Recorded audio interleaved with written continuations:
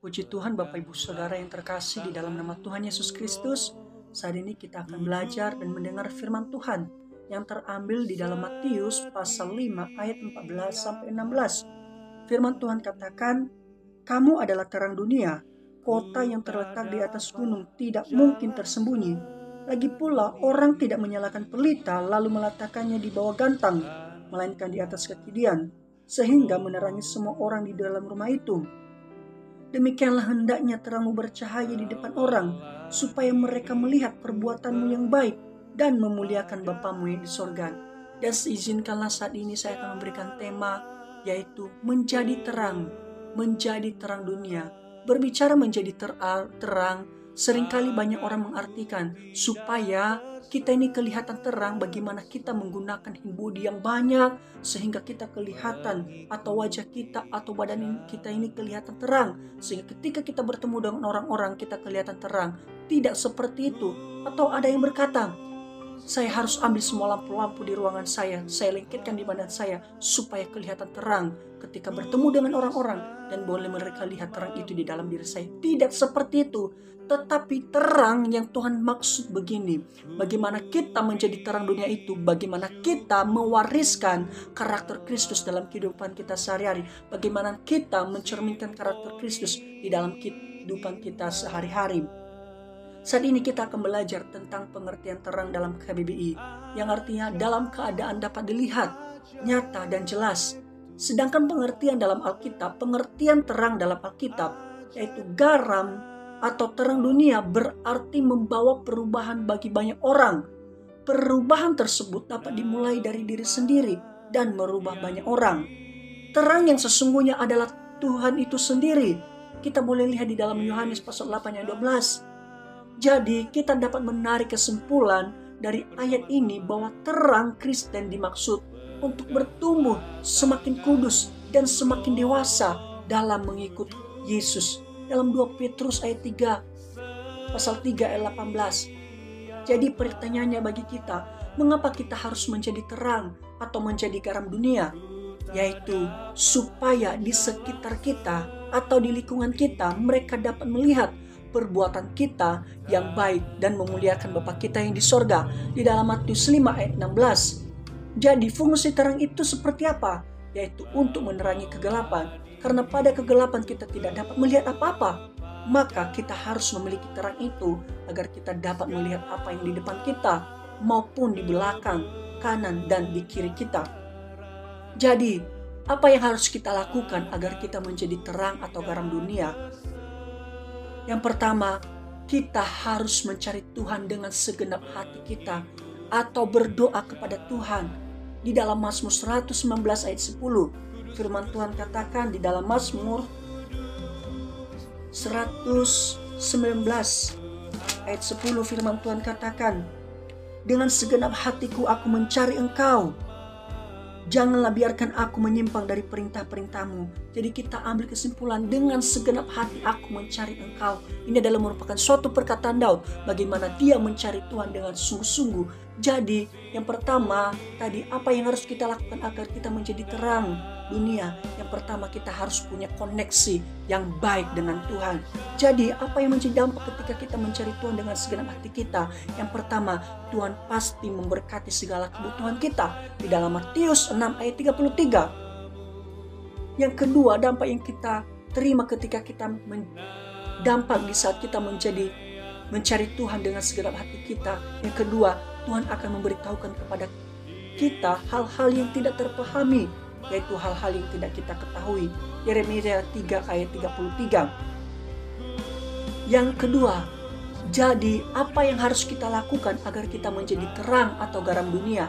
Yang kedua yang harus kita lakukan yaitu kesukaannya adalah ia membaca firman Tuhan. Kesukaan kita adalah membaca firman Tuhan. Di dalam Mazmur 1 ayat 2 firman Tuhan katakan, "Tetapi yang kesukaannya ialah Taurat Tuhan, dan yang merenungkan Taurat itu siang dan malam." Dan di dalam Mazmur 119 ayat 9 dikatakan, "Dengan apakah seorang muda mempertahankan kelakuannya bersih? Yaitu dengan menjaganya sesuai dengan firman Tuhan." Jadi dampak ketika kita membaca firman Tuhan yang pertama yaitu selalu menghasilkan buah yang baik atau menjadi berkat. Di dalam Mazmur 1 ayat 3 firman Tuhan katakan, ia seperti pohon yang ditanam di tepi aliran air, yang menghasilkan buahnya pada musimnya, dan yang tidak layu daunnya, apa saja yang diperbuatnya berhasil. Jadi ketika kita menyukai firman Tuhan, sering membaca firman Tuhan, maka kita selalu menghasilkan buah yang baik. Sekalipun dalam masalah, kita selalu menghasilkan buah karakter-karakter Kristus tersebut, sehingga kita tidak mudah tergoyahkan dengan keadaan ataupun situasi yang kita alami, baik itu baik ataupun senang, susah ataupun bahagia, baik itu kaya maupun miskin. Ketika kita sering membaca firman Tuhan, di situ kita mendapatkan kekuatan. Jadi yang ketiga, jadi apa yang harus kita lakukan agar kita menjadi terang atau menjadi garam dunia? Yang ketiga, setia melakukan firman Tuhan. Di dalam Ulangan pasal 12, firman Tuhan katakan, Ulangan pasal 12 ayat 32 firman Tuhan katakan, segala yang kuperintahkan kepadamu haruslah kamu lakukan dengan setia. Janganlah engkau menambahinya ataupun menguranginya.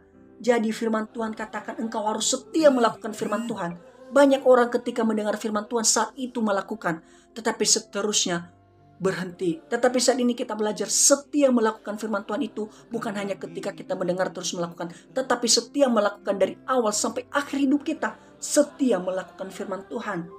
Jadi dampak ketika kita melakukan firman Tuhan yaitu tidak mudah tergoyahkan atau tetap teguh atau kokoh. Di dalam Matius pasal 24 ayat 2, Matius pasal 7 ayat 24 sampai 25, di situ dikisahkan bagaimana seorang yang bijaksana mendirikan rumahnya di atas batu. Ketika hujan, badai melanda rumah tersebut tidak tergoyahkan. Karena apa? Didirikan di atas fondasi yang teguh. Sama seperti kehidupan kita, ketika kita setia melakukan firman Tuhan, maka apapun yang menjadi persoalan kita, persoalan dalam hidup kita, masalah tersebut, kita tidak akan pernah tergoyahkan. Karena Tuhan yang menjadi kota benteng dalam hidup kita. Tetapi di ayat yang selanjutnya, Matius 7 ayat 26 dan seterusnya dikatakan, ketika kita hanya mendengar dan tidak melakukan, seumpama kita orang bodoh. Kenapa? Kita mendirikan rumah di atas pasir. Kenapa? Kita tahu di atas pasir fondasinya tidak kuat. Maka ketika orang mendengar itu, hanya mendengar dan tidak melakukannya, ketika datang persoalan, masalah hidup, dia mudah tergoyahkan dan dibawa oleh arus. Jadi kehidupan kita, biarlah kehidupan kita seperti ikan yang hidup, Bapak Ibu Saudara teman-teman. Ketika ikan yang hidup itu melawan arus, dia mampu melawan arus tersebut. Tetapi kalau ikan yang mati, sekalipun ada arus ataupun tidak ada arus, dia sangat mudah terbawa oleh arus dan tidak bisa melawan arus tersebut. Jadi biarlah hidup kita seperti ikan yang hidup, bisa melawan arus tersebut.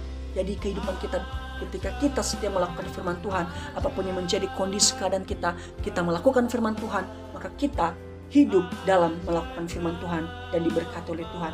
Jadi apa yang harus kita lakukan agar kita menjadi terang atau garam dunia? Yang pertama, mencari Tuhan dengan segenap hati atau berdoa. Yang kedua, selalu membaca firman Tuhan atau kesukaannya ialah membaca firman Tuhan. Yang ketiga, yang terakhir, setia melakukan firman Tuhan. Jadi saat ini kita ambil tekad untuk hidup taat terhadap firman Tuhan, setia melakukan firman Tuhan. Terima kasih karena firman Tuhan di dalam Wahyu pasal 1,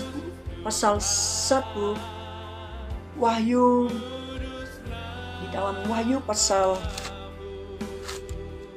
2 ayat 10 bagian C dikatakan, hendaklah engkau setia sampai mati, aku akan mengaruniakan kepadamu mahkota kehidupan. Terima kasih ketika kita setia sampai akhir, maka Tuhan akan mengaruniakan kepada kita mahkota kehidupan. Terima kasih, Tuhan Yesus memberkati.